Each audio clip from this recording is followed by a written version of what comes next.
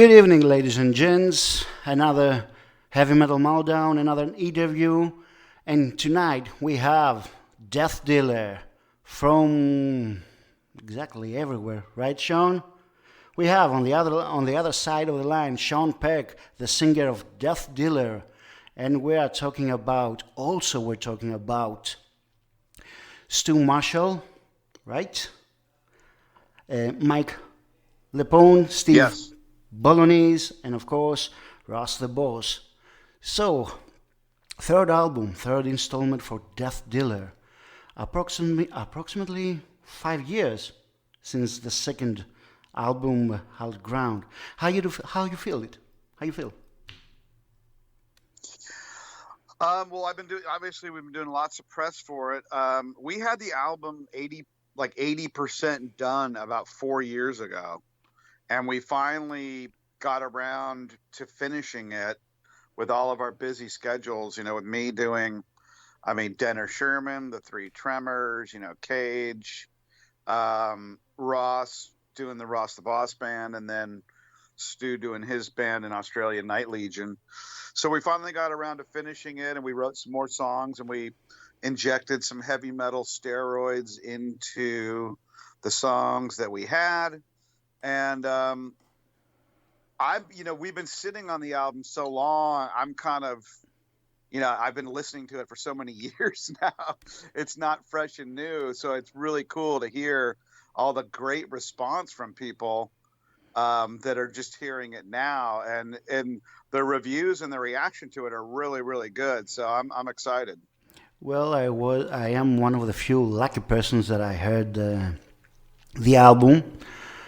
For me, Nice. as have the previous albums, we're talking about War Master and Hallowed Ground. The third installment, Conquered Lands, in my ears, it's maybe the best Death Dealer album yet. Oh my God. And well, it okay, it sounds a little bit wiser. It's the third album. It has more variety, I think, and had better production, I think. Yeah, well, the production's definitely better. Though, if you're saying this is the best of the three, that's pretty incredible, because the first two are, Ross considers the first two masterpieces, and I love those records. I go back and listen to them all the time. They're really good songs on there. So if that, I was just hoping the third album would be, somewhere close to those first two. So if you're saying it's the best one, that's a really good sign. And you're not the only one. A lot of people are saying that. And that's, for me, it's kind of, I don't necessarily agree with that, but I'm happy to hear it from everybody. Look, when I'm going on an interview, all I want is to hear the album. Usually, I'm making interviews about new albums, and I believe Death Dealer was on repeat constantly. and Nice. uh, and I always Nice. and I always thought that I always had my I always in any when I'm hearing the album, any song was my favorite. Any time Wow. a different one Wow. was one of my favorite, and maybe the title of the album and also the song is maybe for now my favorite. Okay, as I said, 5 years have passed since the last album, Hallowed Grounds. How difficult is for you guys, you are scattered all around the world, to make that album? As you said, you had many obligations around the years before making this album. Well, the way we do it is Ross and me and Stu get on Skype, and we have like jam sessions, like as if we were in the room together. So both those guys have their guitars on, and I'm sitting there, and we're just trading riffs back and forth, and I'm going, no, no, play that one again, and like, well, what if we do that twice? So we're like all collaborating, and then Stu, records it at his home studio while we're sitting there, and we're coming up with these ideas. So it's just like being in the room jamming together. Those sessions will go on, like 2 hours at a time. We recently did a live Facebook stream, Stu and I, where like 50 people were watching, where we wrote a song from scratch while everyone just watched us in one of our writing sessions. It was really cool, man. The people really liked it. So we showed people a little bit of how we, um, work our magic. And then, we all have our individual home studios as far as recording our parts, and then Stu assembles it at his studio in Australia. So the writing is not just trading, recorded ideas back and forth. It's way more real than that, because we're all the three of us are together, coming up with stuff and talking as we're doing it, like a real jam session, like old school. So I think that's a lot better than just trading an email with an MP3. Like, check out this idea, and then like right after I get it, I will record the vocals. And what you'll hear is like all the songs on Hollowed Ground, or Conquered Lands. That recording that you're hearing on the album is the first time I ever sang the song. So like I come up with the lyrics and the melody lines and stuff, and then I just track it. I don't do any scratch tracks. I think recording scratch tracks is a waste of time. I go in there and like lay down the final vocal. So it's pretty funny that the recorded song is the first time I've ever sang the song. Okay, you know my opinion about the album. So what were the first reactions? Well, the first reactions have been really good. Like I said, Ross and I, we have really hold those first two albums in really high regard. So, and we've been sitting on this album so long. So it's a little different when you've sat on an album, most of it this long, and then you put it out. It's hard to have a real good, non-biased opinion of it, because you've just been listening to it for so long. So I'm kind of relying on everybody else, man. The last album that I thought everyone was going to like, a lot of bad reviews. Sean, are you hearing us? We had some hiccup. Yeah, someone was trying to call in. This one, the press so far has been really good, and there's some great songs on it. So I'm gonna just roll with in the fan. A couple of my friends that are fans have heard it too, and they really dig it. So I think we're sitting on a winner, and they love that cover art too. That cover art was like, when we revealed that, people went crazy over that thing, and we sold, shirts and pre-orders flew off the shelves. I believe that artwork from Mark is one of the best yet. We're gonna say about that in the next question. So, what I wanted to say is, yes, that's the next question. Again, the artwork is from Mark Sasso, right? No. That's Dusan Markovic on this one. Yes. I believe it was Mark Sasso. Was really, like his style. So, my mistake. Wait. Hey, hold on, time out. Mark Sasso did not do this album cover art. This is Dusan Markovic. Okay, my mistake then. I'm very sorry. So, what do you believe that, seeing this article said, this is the one? Well, as far as the artwork, I work kind of, with Dusan and Mark Sasso. Those are like the two guys I kind of go back and forth with. Dusan, I like working with him. He did the Three Tremors solo covers of the monsters. And what I like to do with Dusan, he does a lot of barbarians and warriors and, fantasy stuff. And I like to do stuff with him that he doesn't normally do. And I had never seen him do an Egyptian thing. So we started talking about the concept, and we're just like, okay, we got to make the main guy look, really cool and unique. And so we were trading ideas and different concepts, and he came out with a really killer looking, undead pharaoh guy that looks very unique. And And the shirts look incredible. We just got the shirts in, and they look so good, man. I wish we could tour, because I know we would sell out of those things, but they're selling online quite well. So yeah, we put a lot of money and time into the artwork. We have a 16 panel booklet in the digipack that's got all original artwork on every single page. The double gatefold vinyl, there's artwork on all the sleeves. So we're very much all about the physical product. And like you may know, we're only streaming 3 songs off this album.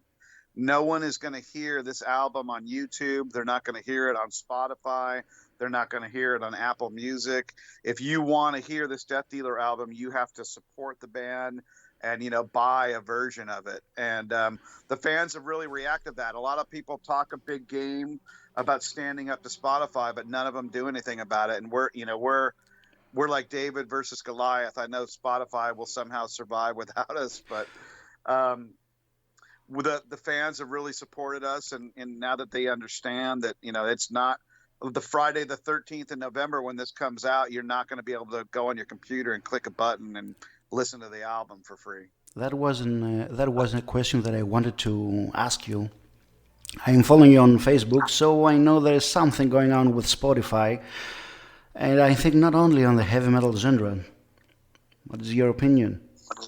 And there is, if I remember right, there is another platform that is on the works called Rockify. Do you know about it? No. It's a Scotland based that will support hard and heavy metal bands. And really, yes, Rockify. Yeah. And what's your opinion about Spotify? I gotta check. You're gonna check that, yes. I think Spotify is on. I want your opinion about that because I know something's going on, and I believe I especially remember something that you posted on Facebook about. I got my paycheck from Spotify, and I remember the how you got. What do you believe about Spotify? What it does? Really interesting with Death Dealer, our old label, they're in the tech business, and we had a private tour of the Spotify headquarters. So we went inside and saw the Spotify headquarters, and Ross was just disgusted, man. He wanted to burn the place down because it was all a bunch of people sitting around doing nothing in these incredible offices, and they're like, "This is our computer gaming center where people can just sit and game and have fun, if they're too stressed. And this is our food center where everything's free for everybody." I mean, it was just like so much wasted money on this shit.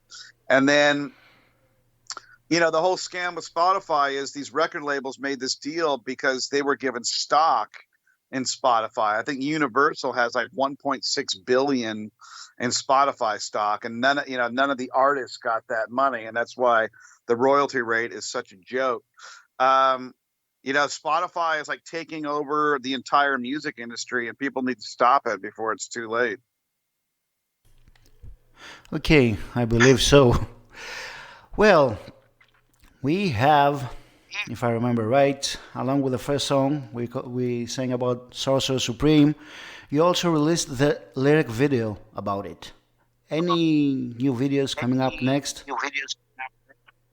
Yeah, Wednesday, Running with the Wolves comes out. That's a full music video. It's mostly a live thing from our arena tour that we did on the Hollow Ground tour, and then that's really cool. And then we have another lyric video for Every Nation coming out on release date. So those are the 3 songs that are going to reach Spotify, are the ones that are on the music videos that are out to the public anyways. So that's how we set that up. And people that are on our email list, we've been sending out, we really cherish our email list. That's like really important for us. And people that are on the email list for Steel Cartel, they get to see the music. They get to see all the videos a day before they hit the public. And any music video we send out, we usually send out a free MP3 download for it too. So that's kind of how our business model is. Like, if it's on a video, we're going to send you a free MP3 download. We're going to send you the video in advance if you're on our email list, and then that makes people more interested in maybe purchasing the rest of the album. So that's how we've been doing it. We've got 3 coming out for this, and they're all really cool songs. A little bit of variety between Sorcerer Supreme and Every Nation's kind of as like a mid-tempo rocker, and then I'm sorry, Running with the Wolves is more of like a mid-tempo kind of fun rocker song, and then Every Nation is a more upbeat kind of one about what the world would be like if everyone was a metalhead. That's why I said in my ears, Conquered Lands has more variety because we have some mid-tempo songs, some upbeat tempo songs, and we have a ballad. If I remember right, never done before. I think in Death Dealer, if I remember right. Prove me wrong. I don't know. I think it's the first ballad on Death Dealer. I'm trying to squeeze my head right now.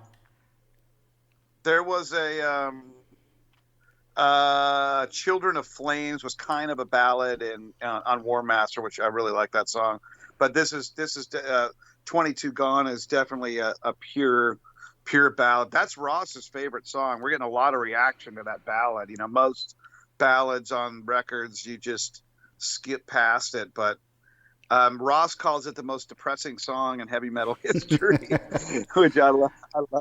No. When Stu sent me that guitar piece, I'm like, I never write super depressing songs. I took it as a challenge. Like, what is the most horrible thing that I can write about? Which was 22 American soldiers commit suicide every day, and which is just terrible. So we did a horrible song about that does not have a happy ending. Well, that's what I said before that. My favorite song was the Conquered Lands, now remembered Fire Under Nation. Nation Under Fire, if I remember. I love the Conquered Land song. That song we had was kind of a leftover. We had most of those riffs from the War Master album. We just never got around to, doing it. I kind of had that melody line for the verse, and then we just eventually, went back to that piece and go, let's do something with this. And I love that song. I love the first riff, believe me. It's so crushing. Anyway, what's your opinion about the differences of Conquered Lands in comparison to War Master and then Hallowed Grounds? Your opinion. It's so hard for me to put that into words. Because we just write the songs as they come, man. There's no formula. One day Stu will have some super fast ripping speed metal song. The next day he'll have some song that sounds like Dokken, and then Ross will come in with some kind of Manowar vibe, and it's just like it's all different. And I just roll with the punches, and I love all those different styles.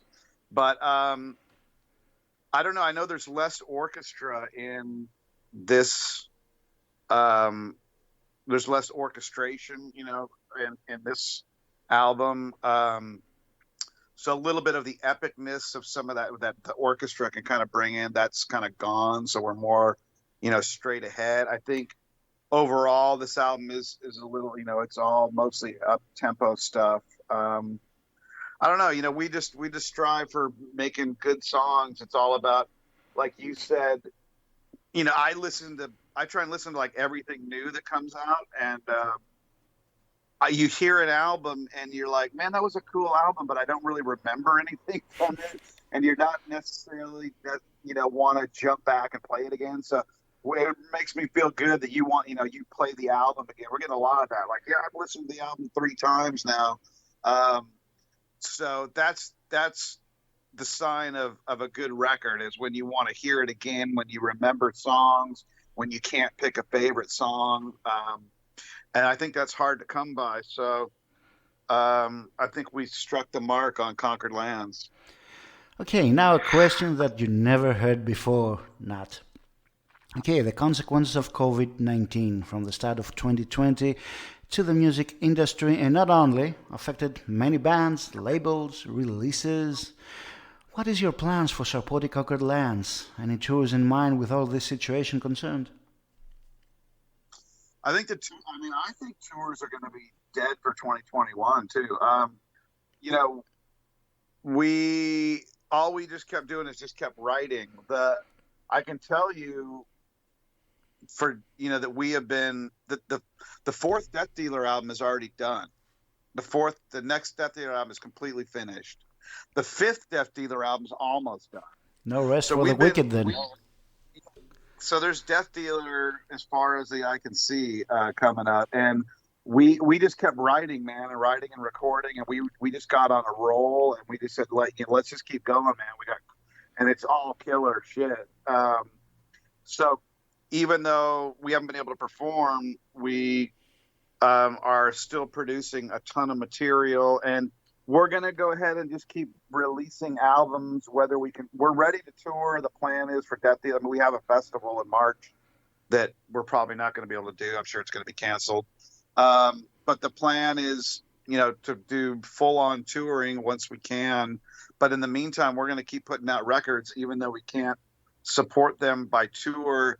The fans have been supporting the product. So, there's demand for it there, and the fans want new metal, and so we're gonna, I have at least 3 or 4 releases coming out for me coming out next year, and we're not gonna wait until I think people are starting to realize now you can't wait until touring starts to put out a record. So we're gonna just keep putting out records, and when touring opens up, we will take our opportunity to do it. Okay, no rest for the wicked then. I still remember Pecktober last year, right?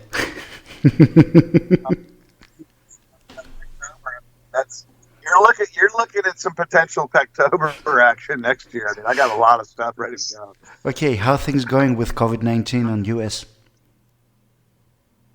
Well, we are. How is it going here? I mean, it's the same. It's pretty much the same as everywhere. We're locked down. We're not locked down, but it's pretty much business as usual. You go outside and you wear a mask, and you wash your hands, and people that don't have any creative outlet, I feel sorry for them. I've got so many projects, man. I've been busy. It's like, I mean, I'm up till like 1 or 2 in the morning working on albums, recording, music business stuff, other projects. So like, I'm having a good time with a lot of this time that I haven't, just putting, making the most of it and creating stuff, which is what I like to do. A few months ago, I read an article about the difficulties the American venues have. Maybe a third of them will close due to coronavirus. What do you feel about that? Yeah, I mean, the live music venues are going to be the last, man. They're the last on the list. Everything else will be open, and going into concerts is going to be the final one. So it's just like any kind of capitalism, whatever closes, there'll be opportunities for other people to reopen them. So the venues will survive. They might come back under new ownership. They might come back as different venues. So it's, if there is money to be made by reopening venues, and that'll happen. So I'm not that worried about it. Some people may go out of business, but there'll be new people coming in to fill the void. Okay, we said about Spotify. It was my next question, but we thought we answered that. And any plans for a new album? In advance, I believe. Many, many albums. And that's very, very good. So, let's go to the tough questions. About you. What bands or music inspired you? I know some.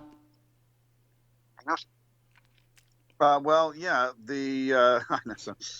When I first got into heavy metal, it was the song "You Can't Kill Rock and Roll" off "Diary of a Madman." That was the first song that like really grabbed me, and that was one of the songs I had to play over and over. Then I got into the Scorpions Blackout album, and then it was like, then it was just everything. Judas Priest, on down the line, and that's when I became just a crazy metalhead, and it took over my life. But obviously, the Priest is my favorite band, and uh, all the stuff from the even like I love the first two Crimson Glory records. Those are big on me. I love Wasp, um, stuff like Metal Church and Testament. I love the heavier stuff and Creator. Um, but I really took a lot from the 80s hard rock stuff. Rat, Dokken, Black and Blue, Helix, Kicks, um, all the way that their songs, they all have really good hooks in a lot of those. So I try and implement a little of that 80s hard rock hook stuff into my, blistering Agent Steel speed metal vibe and Painkiller vibe that I like. That's where I like to live, in the Painkiller on steroids realm. That's where my sweet spot is. Okay, let's tell you a story about me. I had a friend of mine said, "Come on, let's go to Up the Hammers Festival. I'm gonna show you a new band." Okay, what's the name of the band? Cage. Cage. So we went to the festival, and that was the first time I heard you. It was Hell Destroyer era. The first thing that I heard from you is your bandsy-like screaming, as I say, and that was that. A dedicated fan till then. Cage, you had collaborated with Three Tremors, Tim Ripper Owens, and our Greek guy now, Harry Conklin. You had collaborations with Dennis Sherman, Empire of Eden with Stu Marshall, and Udo Dick Snyder, and many artists from that album, and many, many more collaborations. From your first steps with, if I remember right, No Band, No Man, till now, with all this collaboration that you had, how do you feel Sean Peck as a singer, an artist, a lyricist is now? How all this experience morphed you, the Sean Peck that you are now? Well, I Yeah, a big mean, question. I know performing that is many sentences. super fun. The performing is, super fun, especially when, you can kind of I guess, do what I can do, just that to have that sound come out of your body and be able to make those crazy sounds and have people's eyes light up, when you hit like some radical notes, and then to be able to write these songs and have people really enjoy, the songs that you put together and write about them and talk about them and then react to them live. It's, that's a passion. It makes you feel really good, the all of that together. And that's why we keep pursuing, the glory of steel. But, yeah, it's been great. Everyone that at first it was just Cage, and I didn't really feel. I got offered to be in tons of bands. I mean, well-known bands, and they always wanted me to move somewhere, either to Greece or somewhere else. I'm like, no, I'm not moving anywhere. So I turned a lot of stuff down in the early days. And then, when Death Dealer was the first break, side kind of thing. And that ended up being really fun. I really enjoyed playing on stage with Ross and Stu and everybody. And, I did a little bit with the Wars. That ended up being pretty fun. And then the Dennis Sherman stuff was, I think, the first time those two, away from Merciful Fate, ever really captured the Merciful Fate magic was on those two releases. And I think everybody acknowledged that. So to be part of the King Diamond Merciful Fate, history books was, something special. You said about King Diamond, now that I remembered, and you said about a mail list that I am member of, and I remember when I purchased Ancient Evil, was a book on it, the story of the album, a concept album, right? Have you ever thought being a writer? Except from writing, stories about albums. If you ever come to Greece, you're gonna Well, sign it. You know that, right? for sure. Um, I have another story that I wrote. I have to end up finishing. That was called Seven Skulls, and it was actually one of the songs off the Denner Sherman EP. That song is kind of about that story. And then the cover art for the Hollowed Ground album was actually the book cover for that story. And we ran, and the label rejected the album cover we had, and so we needed something like that day. So I had to give Death Dealer my book cover art for the Hollow Ground album. So that's kind of weird that you say that. Yeah, I'm always writing, stories with the songs, but sitting down and, writing a books and story, real books, man, it takes a long time. I have a really cool movie script that I wrote, which is like aliens and vampires. It's a great story. That's interesting. And one day I'm gonna have to do something with that because that's just too good to sit there. But yeah, I appreciate that. The funny story I tell about the book is that one of the last Cage tours we did, we went to Israel, was the first show on the tour, and we weren't gonna, we had the Ancient Evil books, and we weren't gonna bring any because they're just so heavy, and we pack them in the suitcase.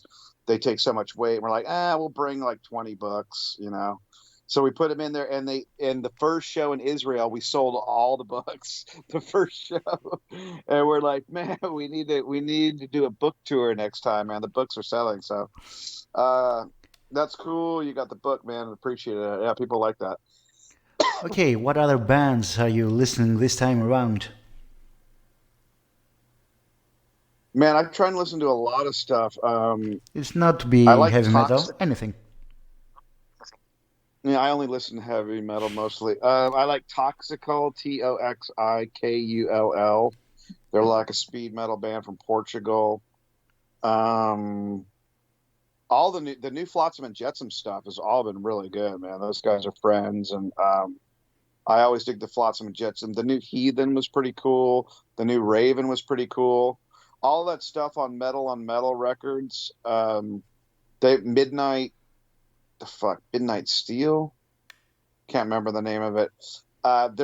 They've always got a bunch of cool stuff. And then I go to that YouTube channel, New Wave of Traditional Heavy Metal YouTube channel, and that guy, he's got like 70,000 subscribers now. He always puts up new releases, all the time of stuff that I like. So very cool. There's all kinds of, cool old school stuff out. So I'm always looking for something to rock me. Okay, I know you're a big comic fan, right? If I remember right, there was plenty songs that you wrote about superheroes.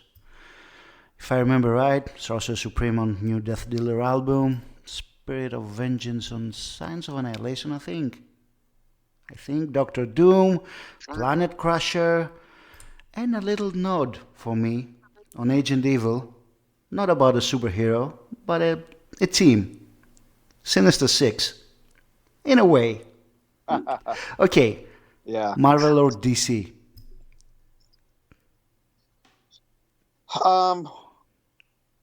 I'm definitely a Marvel guy, but DC has all kinds of cool stuff. I mean, DC has great anime movies. Under the Red Hood. They're anime movies. Yeah. Yeah, all those. And then Young Justice. I have the DC app, so that Titans live action show, Doom Patrol, Swamp Thing, the Harley Quinn cartoon, those were all freaking great. And Stargirl was incredible. Stargirl is like the fighting scene in Stargirl was completely badass. So I mean, I love, Marvel's number one, but DC's got lots of cool shit. I collect real expensive statues, and I don't have any DC statues. They're all Marvel. But I can tell you this, that on the new Three Tremors album, which is pretty much done, I saw a photo. I don't What's know. that? I think I saw a photo about a guy with a guitar. I don't know. Is this with a specified T-shirt? Am I right? I don't want to say it. I want you to say it. We can say it. There's a song on the new Three Tremors album called Kryptonian Steel, and it's about Superman. Oh yeah.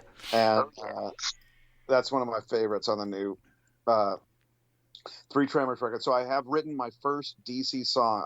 Let's see, I've got Kryptonian Steel, Sorcerer Supreme, Planet Crusher, Spirit of Vengeance, Scarlet Witch, Doctor Doom. Plan of Attack was about Iron Man. On the fourth Death Dealer album, I can reveal there is a song called Assemble, which is about the Avengers. That's 8. So I think I've got 8 superhero songs now. It's safe to say I am the greatest heavy metal superhero songwriter / singer. I think I've got the crown on that right now. I don't think anybody can touch me. I've got 8 really good superhero songs. Okay, any memories from the first time you went on stage? Usually, when I'm saying this question, everyone say, "Oh my God, I want to forget it. I want to forget it." Forget. Well, I started in college with a band that we played these parties, like kegs of beer parties, with a bunch of thousands of, humongous, so many people, and that's how I started in this cover band, and we would play all these college songs, and then we'd break out like the Trooper. So I don't really, my first time I would kind of guest sing with people. I'd step into their band and sing. So I don't even really remember the first time I ever stepped on stage. But early on in the career, I had to play in front of almost more people than I play for now at these college parties at San Diego State. And so I got early on in my career, I had to learn how to at least fool the people enough to think that I was a good singer until I became a good singer, because early on it was not easy. Okay, any memories from the worst, best show you had? Any funny moments? Well, we have when we opened for Judas Priest on the Jugulator tour, I came out with a 10-foot boa constrictor around my neck for the last song. And we said, "Thank you, good night." And I set it down, and it slithered back and wrapped itself up in KK Downing's guitar gear, like just completely wrapped up in his gear. And KK Downing, everybody was like, "Oh my God." And they were running from the snake. It was like a total wild scene. This giant snake was back there, and the Judas Priest guys were all freaked out about it. And somehow I got the snake unraveled from the cords. Like, I remember looking at the snake wrapped up in cords. I'm like, I'm never gonna get the snake out. I somehow I got lucky and got it out of there. But that was funny, having Judas Priest run from the giant snake. There's been a couple times like the lights and the fog have been so much, and I've been wearing sunglasses, and I've like fallen off the stage, like some high ones. Whoa. Like some 6 or 7 foot high. I just like walked right off the stage. Luckily, I wasn't hurt. So yeah, there's those, and then so many times the microphone has just died in the middle of the show. There's that, and then I remember, and when Cage played the Vakken, one of the songs, the band totally was the Astrologicon off Astrology, and the band just totally got lost, man. And we were there on the Vakken stage looking at each other going, "Fuck." But we pulled it together. So yeah, there's times, there's plenty of worse times. Some of the best times, Death Dealer in Russia, that was one of my top 3 shows. I wouldn't even put playing the Vakken in my top 10 all-time favorite shows at all. The Three Tremors did a really cool show in Spain, this festival that was like really fun that we headlined. That was a great one. So a lot of great memories, man. Okay, we have seen here in Greece twice the Cage. One gig with Three Tremors, if I remember right. Have we ever have the chance to see Death Dealer here in Greece when the sun settles down with all this madness with COVID-19? Yeah, for sure. I mean, I've got a pretty decent following in Greece. Ross does now. My good friend Harry is a Greek citizen practically now. So yeah, with the last Three Thessaloniki. Tremors Greece was a blast, man. We also played Castoria, that was one of the funnest shows on the whole tour. And so Greece is, that's like when we book the tours, that's like I look forward to, that I circle that on the tour day. It's like, oh yeah, I can't wait till we do Greece. We've been doing a lot of that routing through Tel Aviv and then Cyprus and then Greece. I like doing that route because we've got lots of good friends in Cyprus and Israel. Any fond memories from Greece? In Greece? Yes. Well, I remember Up the Hammers that I can't remember. Was it who was the band? Swedish band, Memory Garden. Is that right? I think where they got up there and they were in shorts and like tank tops and they played one song, and they're like shorts and tank tops. And they're like, "It is very hot, but we will try to continue." Like after one song, Jesus. And I went up there in all that leather, man, and like frickin' suffered in that heat on that stage with just like playing speed metal and singing my balls off, and I started making fun of those guys. Like, I think I started saying like, can you turn on freezing up here? Can you guys turn on the heater? I'm like, and I was making fun, and all the Greek fans were laughing at that. And I that's where I learned that, one Greek fan is worth 10 German metal fans, is what they say. Okay, any news about American Power Metal Kings? Do you have any new album about Cage? Yes, so I can just give you up to speed on everything. So Death Dealer has Death Dealer 4 and Death Dealer 5 pretty much done. So 2 more albums are done. The Three Tremors follow-up album is pretty much done. We're going to do an additional 2 more tracks, but 10 of the 12 are completely done. And then Cage, we have a ton of material for the Cage. I mean, we wrote 2 and recorded 2 more like last week even. We probably have like, I don't know, 15 or 16 different songs that are like 75% done. We just got to kind of rearrange them. I've already sang on like a lot of this stuff. And so it's just a matter of, sifting through it. But yeah, next year there's going to be a new Cage record. There's a lot of pressure, man, because we have not put out a bad record yet. So we got to make sure. The stakes are high now. Yeah, man, it's a lot of pressure.